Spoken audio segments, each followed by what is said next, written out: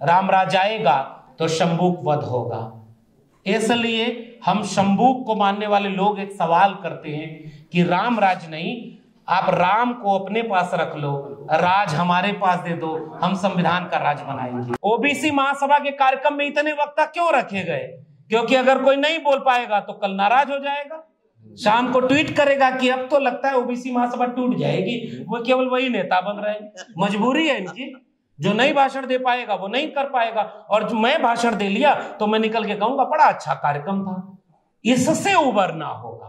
नाक बड़ी हो गई हमारी, दिल छोटा हो गया, और इसीलिए वो जो दुश्मन के लोग, वैचारिक दुश्मन लोग हैं, वो हमें आपस में लड़ा लेते हैं। जिल्ली लाई ने ये भाषण दिया कि यहां बैठकर ये तय हो जाएगा कि भाषा आपकी बताएगी कि कौन विपक्ष में बैठेगा, कौन पक्ष में बैठेगा, और शाम तक उन्हीं का सांसद, इस देश के चुने हुए मुसलमान सांसद को कटुआ, मुल्ला और आतंकवादी कहता है।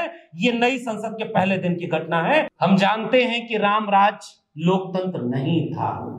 हम चाहते हैं कि इस देश में कोई राज हो तो वो संविधान का राज हो, और दूसरा कोई राज नहीं। सपने दिखाए गए थे कि 2 करोड़ रोजगार मिलेगा, सपने दिखाए गए थे कि 15 लाख हर अकाउंट में आएंगे, सपने दिखाए गए थे कि 100 स्मार्ट सिटी, स्मार्ट गांव बनेंगे, सपने दिखाए गए थे कि पढ़ेगा इंडिया तो आगे बढ़ेगा इंडिया। और हकीकत यह है कि अब चुने हुए नेताओं का काम अब रह गया है कि धार्मिक स्थलों का उद्घाटन करें। आज का सबसे बड़ा एजेंडा इस देश का क्या है कि मंदिर बन गया और वहीं बन गया, राम राज्य आ रहा है। और राम राज्य में एक लक्ष्मण यहां खड़ा होकर पूछ रहा है कि वंचितों और शोषितों की जगह कहां है।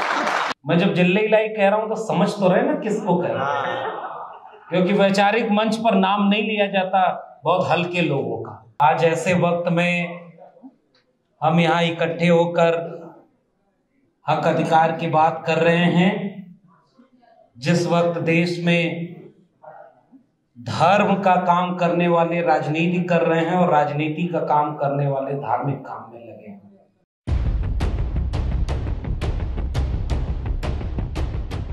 बहुत बहुत धन्यवाद ओबीसी महासभा के सभी आयोजन समिति के सदस्यों का, और सभागार में मौजूद आप सभी लोगों का अभिवादन। आज ऐसे वक्त में हम यहाँ इकट्ठे होकर हक अधिकार की बात कर रहे हैं, जिस वक्त देश में धर्म का काम करने वाले राजनीति कर रहे हैं और राजनीति का काम करने वाले धार्मिक काम में लगे हैं। ऐसे वक्त में 3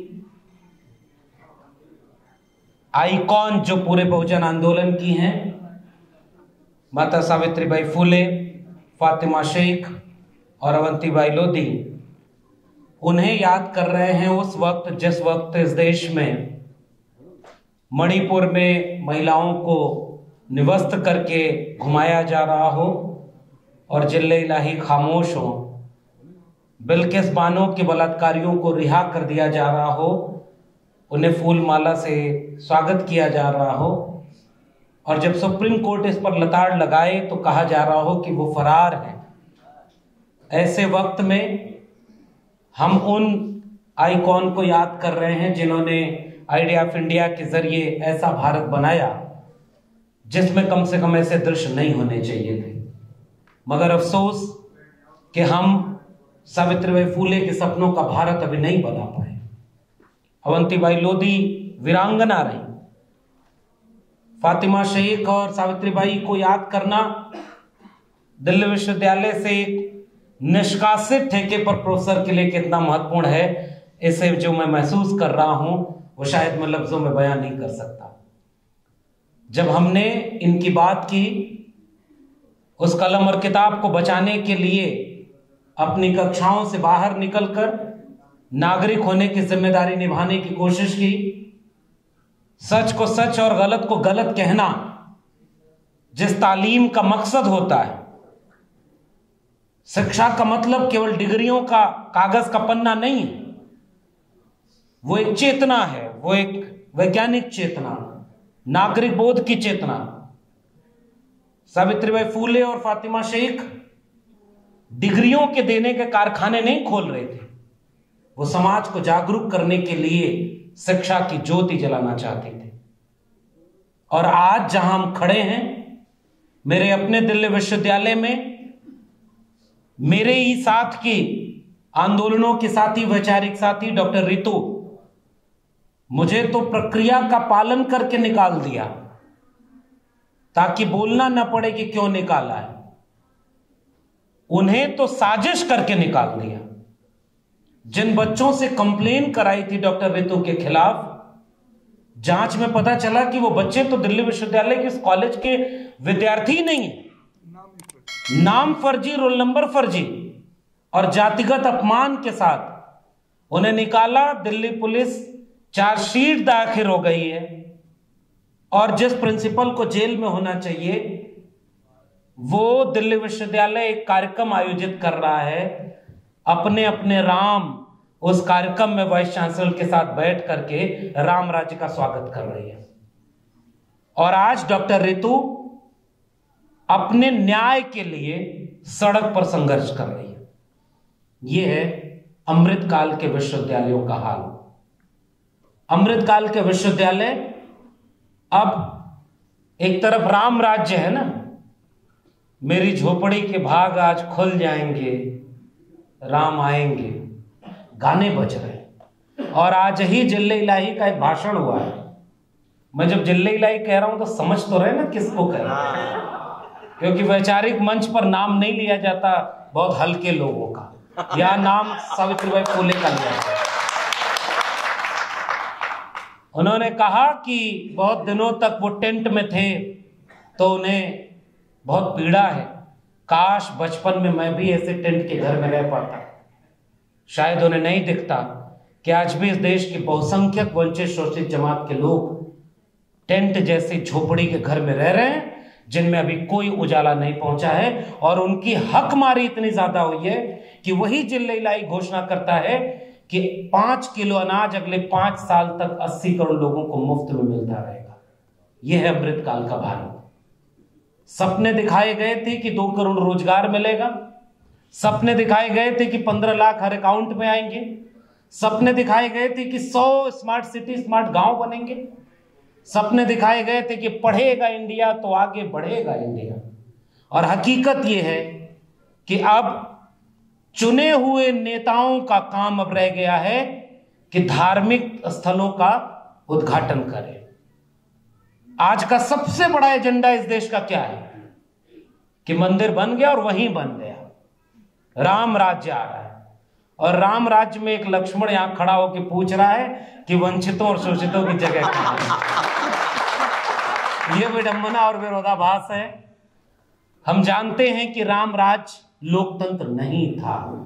हम चाहते हैं कि इस देश में कोई राज हो तो वो संविधान का राज हो और दूसरा कोई राज नहीं।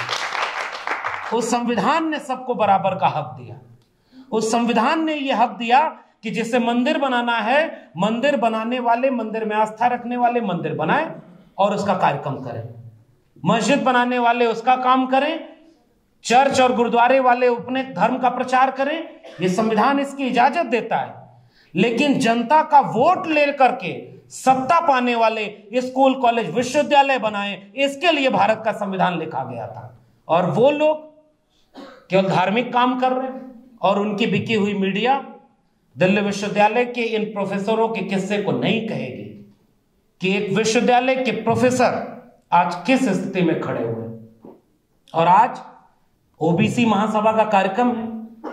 जिस व्यक्ति ने गुजरात का मुख्यमंत्री रहते हुए कभी अपनी जाति नहीं बताई थी, और जब उसे प्रधानमंत्री बनना हुआ तो उसने कहा कि मैं ओबीसी मां का बेटा हूं। और जब 2019 आया तो उसने कहा कि मैं तो अति पिछड़ी मां का बेटा हूं। और जब इस देश के लोगों ने कहा कि आप ओबीसी हो तो एक अच्छा काम करा लो, इतिहास में तुम भी अमर हो जाओ, कि जाति जनगणना करा लो, अचानक बोला कि जाति तो होती ही नहीं है। यह है इस देश की हकीकत। और अपने आप वो समझ में आ गया। और मैं तो, चूंकि विषय महिलाओं से जुड़ा हुआ है और हम जानते हैं कि जिस महिला आरक्षण की बात होती है, इस देश में अपमान किया गया इसलिए जातियां जिंदा हैं और अब सम्मान की लड़ाई लड़ना चाहती हैं। इसी देश में कर्पूरी ठाकुर जब मुख्यमंत्री थे, चुने हुए मुख्यमंत्री थे, राम नरेश यादव चुने हुए मुख्यमंत्री थे, तो यहां से गाली इन्हें दिल्ली के गलियारों से चली करती थी कि दिल्ली से चमड़ा भेजा संदेश, बार बनावे कर्पूरी और भैंस चरावे राम नरेश। वो इतिहास इसी देश का है और बहुत पुराना नहीं है, 30-40 साल 50 साल हुआ है मुश्किल से। बीपी मंडल साहब के विरासत के सूरज मंडल साहब यहां बैठे हुए हैं, वो बार बार इतिहास इस देश के ओबीसी लोगों को बताने की जरूरत है। वो तो जमींदार परिवार के थे, आर्थिक और सामाजिक रूप से बहुत सक्षम थे, और जब बीपी मंडल साहब मुख्यमंत्री थे और गंगा में आग लग गई तो बिहार के सदन में खड़े होकर एक आदमी ने कहा कि शूद्र मुख्यमंत्री बनेगा तो गंगा में आग नहीं लगेगी तो क्या होगा। बीपी मंडल साहब ने कहा कि देखो, हम तो मुख्यमंत्री बने हैं, गंगा में आग लगी है वो तेल रिसने से लगी है, लेकिन हमारे यहां होने से तुम्हारे सीने में जो आग लगी है इसे हमें और भड़काना है ताकि बराबर का समाज बनाया जा सके। आज उसी बिहार, उसी इतिहास को याद करते हुए जब कोटा विद इन कोटा की मांग की गई थी, क्योंकि विषय है महिला आरक्षण का, नई संसद बनाई गई, नया भारत बनाने का ख्वाब दिखाया गया। सुबह ही जिले इलाई ने यह भाषण दिया कि यहां बैठकर यह तय हो जाएगा कि भाषा आपकी बताएगी कि कौन विपक्ष में बैठेगा कौन पक्ष में बैठेगा, और शाम तक उन्हीं का सांसद इस देश के चुने हुए मुसलमान सांसद को कटुआ, मुल्ला और आतंकवादी कहता है। यह नई संसद के पहले दिन की घटना है। उस जगह पर आज आप सम्मान और हक की लड़ाई लड़ने आए, इसलिए वंचित शोषित सबकी बात करते हैं। ज्योतिबा फूले और सावित्रीबाई फूले को उनके पिता ने जब घर से निकाला कि स्कूल खोलना और बच्चों को शिक्षा देना धर्म विरोधी काम है, इसलिए घर से निकल जाओ, अपना घर का आंगन खोल दिया था। उसका नाम था उस्मान शेख और उनकी बहन थी फातिमा शेख। उन दोनों ने मिलकर के शिक्षा की ज्योति जलाई। यह है सोशल जस्टिस का आइडिया। सब मिलकर के वो कलम और किताब का भारत बनाना चाहते थे। उस नई संसद में खड़े होकर पहला कानून पेश किया, नारी शक्ति वंदन अधिनियम, और ऐसा नाम दे करके जब मांग हुई कि कोटा विद इन कोटा उसमें होना चाहिए। एक दौर था, और ये आखिरी बात है चूंकि बहुत वक्त हो गया है, एक दौर था हमारे नेताओं में यह साहस हुआ करता था कि दंगाई रथ के सामने खड़े हो जाएं और रथ अगर न रुके तो रथ चलाने वाले को जेल में डाल दे। यह साहस हमारे नेताओं में एक जमाने में हुआ करता था। हमारे नेताओं में एक जमाने में यह साहस था कि अगर उत्तर प्रदेश के मुख्यमंत्री हैं और मुख्यमंत्री ने कानून की रक्षा की शपथ ली है, संविधान की शपथ ली है, तो कोई दंगाई भीड़ अगर किसी पर हमला करने जा रही हो तो उसको रोकने के लिए, कानून और संविधान को बचाने के लिए अगर गोली चलानी पड़े तो भी चलाने का साहस था। और इन रथ रोकने वाले और गोली चलाने वाले को कभी जेल नहीं हुई। और जो दूसरे मुख्यमंत्री बने वो ओबीसी समाज के थे और उन्होंने शपथ पत्र दिया था संसद में, सुप्रीम कोर्ट में, कि हम विवादित ढांचे पर कोई भी कुछ भी होने नहीं देंगे, और उनके रहते वो हुआ। उन्हें एक दिन की जेल भी होनी पड़ी थी। कानून का राज कहां था और कानून के खिलाफ कौन था। आज चूंकि वक्त ऐसा है कि ये सारी बातें बोल दीजिए तो लोगों की भावना आहत हो जाती है, और इस पर भावना नहीं आहत होती कि जो राम को लाए हम उनको लाएंगे। राम किसको लाए थे और कौन राम को ला रहा है? धर्म कहां खड़ा भाई? जिले इलाही की 1000 फोटो लगी है और राम की 1 फोटो लगी हुई है। देखा आपने वो तस्वीर? इससे भावना आहत नहीं होती। इसलिए आज वक्त ये है, 22 जनवरी को उनकी तरफ से ऐलान होगा कि आज से यह भारत अब राम राज्य में प्रवेश करेगा। 22 जनवरी के बाद इस देश के SC ST OBC का इम्तिहान होगा कि 22 जनवरी के बाद भारत का संविधान कितना बचेगा। इसकी तैयारी हमें करनी है संविधान को हाथ में लेकर। और महिला कोटा विद इन कोटा, और उसका वो किस्सा कि जब सदन में खड़े होकर लालू, मुलायम और शरद यादव ने विरोध किया तो उन्होंने कहा था 3 यादवाज अगेंस्ट वुमेन रिजर्वेशन, जबकि शरद जी ने खड़े होकर कहा कि 33% क्या 50% करना है तो 50% रिजर्वेशन महिलाओं को दो, लेकिन कोटा विद इन कोटा के साथ ये मांग होनी चाहिए। लेकिन अखबार में कौन, टेलीविजन में कौन, और महिला विरोधी घोषित कर दिया। आज हम शुक्रिया अदा करते हैं उन पार्टियों का भी जो 2010 में जाति जनगणना के समय थोड़ी चाल चल दिए, इसलिए जाति जनगणना जनगणना एक्ट के तहत नहीं हो पाई, लेकिन आज वो भी जाति जनगणना की बात करते हैं, न्याय यात्रा निकाल रहे हैं और वो कहते हैं कि सामाजिक न्याय होना चाहिए। तो हम विचारधारा के साथ उन सारे लोगों के साथ खड़ा होना चाहेंगे जो वैचारिक रूप से हमारे साथ खड़े हैं। और उन्होंने ये कबूल किया कि हमसे अतीत में गलती हुई कि हम कोटा विदिन कोटा की मांग नहीं मान पाए थे। तो हम तो जानते हैं दिल बड़ा करने का वक्त है। आज अभी हमारे एक लोग कह रहे थे कि शिकारी आएगा जाल फैलाएगा, दाना डालेगा फंसना मत। ये बात तो हम लोग देश में घूम घूम के कह रहे हैं। ओबीसी महासभा के कार्यक्रम में इतने वक्ता क्यों रखे गए? क्योंकि अगर कोई नहीं बोल पाएगा तो कल नाराज हो जाएगा, शाम को ट्वीट करेगा कि अब तो लगता है ओबीसी महासभा टूट जाएगी। वो केवल वही नेता बन रहे हैं, मजबूरी है इनकी। जो नहीं भाषण दे पाएगा वो नहीं कर पाएगा, और जो मैं भाषण दे लिया तो मैं निकल के कहूंगा बड़ा अच्छा कार्यक्रम था। इससे उबरना होगा। नाक बड़ी हो गई हमारी, दिल छोटा हो गया, और इसीलिए वो जो दुश्मन के लोग, वैचारिक दुश्मन लोग हैं, वो हमें आपस में लड़ा लेते हैं। ओबीसी का हक कौन मार गया? इन्होंने खा लिया। भाई जाति जनगणना करा के हमको बता दो, 2 कदम हम पीछे हो जाएंगे।